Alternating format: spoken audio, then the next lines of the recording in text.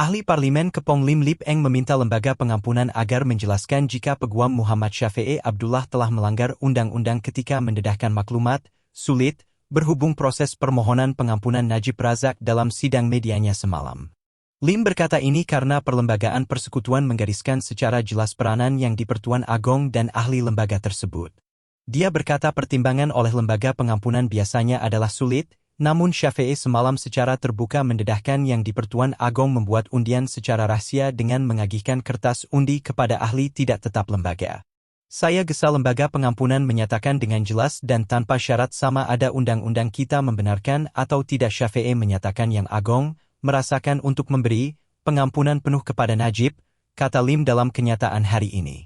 Semalam SHFE membacakan surat itu dengan mendedahkan lembaga pengampunan tidak menasihat Agong mengurangkan hukuman bekas Perdana Menteri itu.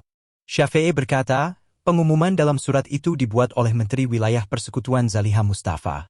Katanya, ia menyebut bahwa lembaga pengampunan, berdasarkan perkara 42 Perlembagaan Persekutuan, pada 29 Januari menasihati Agong supaya Najib meneruskan baki hukuman. Bagaimanapun, kata Syafiee, surat itu juga menyebut titah Agong bahwa adalah munasabah pada hemat beta, belas kasihan patut diberi kepada Najib. Surat itu mengandungi perintah Al-Sultan Abdullah yang menjalankan kuasa baginda bawah perkara 42 serta kuasa-kuasa lain, supaya hukuman terhadap Najib dikurangkan separuh dan denda dikurangkan kepada Rp 50 juta. Perkara 42 berkaitan kuasa pengampunan dan kuasa membentuk lembaga pengampunan.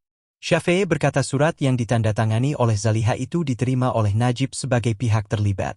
Bagaimanapun peguam itu menyatakan keraguan sama ada surat itu ditulis pada 29 Januari, hari lembaga pengampunan memutuskan permohonan Najib. Dia membayangkan ia ditulis selepas bahagian undang-undang mengeluarkan kenyataan yang mengumumkan keputusan lembaga pengampunan pada 2 Februari. Katanya surat itu tidak mengandungi kesilapan seperti kenyataan 2 Februari, yang antaranya menyebut Najib memperoleh pengurangan denda sebanyak 50%. Terdahulu dalam sidang Ahbar, Syafiee membayangkan Al-Sultan Abdullah mau memberikan pengampunan penuh kepada Najib. Saya diberitahu dan saya yakin ia berlaku. Jika tidak saya tidak berani beritahu kamu, bahwa 29 Januari, yang di-Pertuan Agong memikirkan untuk memberikan pengampunan penuh. Tetapi baginda mahukan kepastian, dakwa Syafiee. Dia mendakwa Agong kemudian memberikan kertas undi kepada 4 anggota tidak tetap lembaga pengampunan supaya menjawab soalan sama ada pengampunan penuh patut diberikan.